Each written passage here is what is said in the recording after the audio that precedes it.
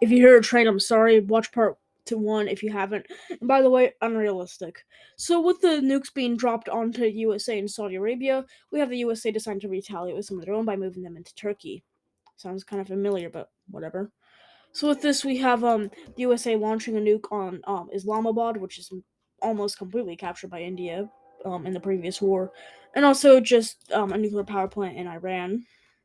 They also decide to nuke other parts of the Emirates, and they even decide to nuke Cuba, which they. God, that train's so freaking loud. Why do I live next to the tracks? We have them nuking Havana. It's not where it is, but I don't care. Eventually, with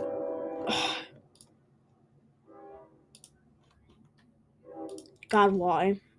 God, why? Anyways, so with the USA's nukes being a lot more powerful, we see a pretty clean sweep of the rest of the Emirates as they capture all of the Iraq, Syria, and Jordan territory.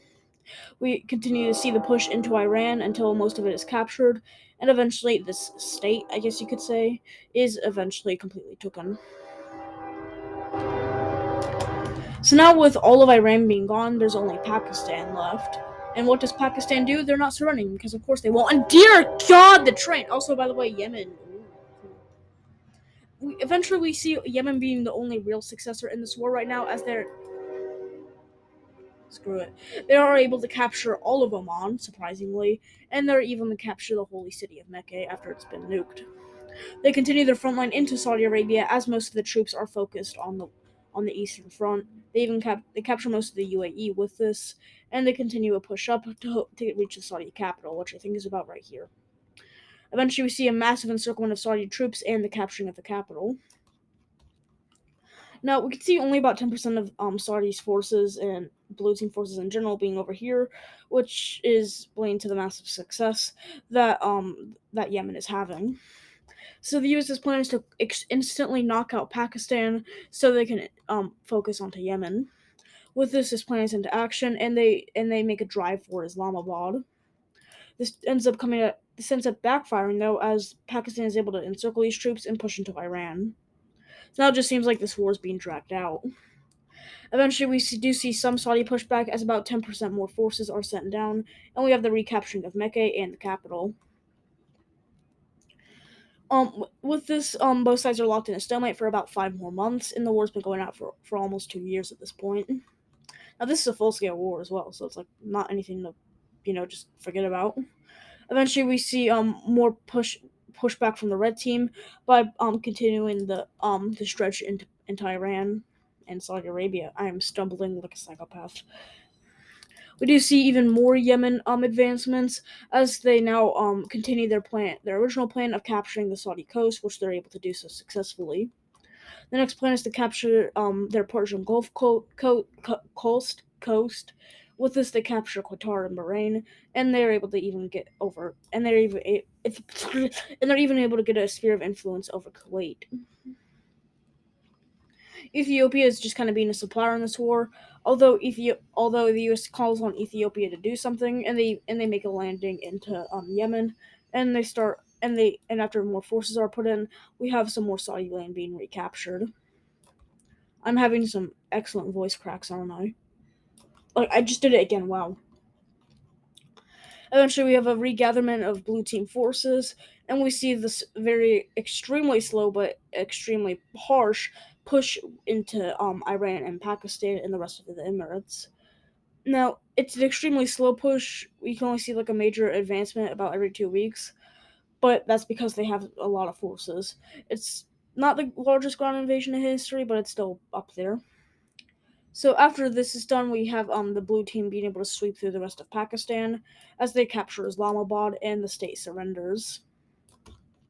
So now we have only Yemen remaining, and we're going to see a pretty clean sweep through here. We have Ethiopia being able to capture all of Yemen, surprisingly, and only their occupied lands remain.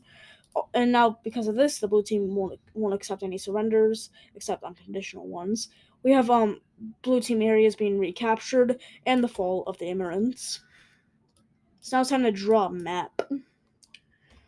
So with this, we see the Arabian Peninsula. it gets funky. It gets funky. We have Saudi Arabia taking part of a pretty good majority of Yemen, with the rest going to Oman, who is finally able to unite the countries into Yemen under Oman control, obviously. This also ends the war in Syria and Iraq, and ISIS is eventually captured by the SDF. The Irani. Wow, I'm terrible. The Iran parts are just simply puppeted by the USA for the whatever time in history. I don't even know at this point. So yeah, this happens.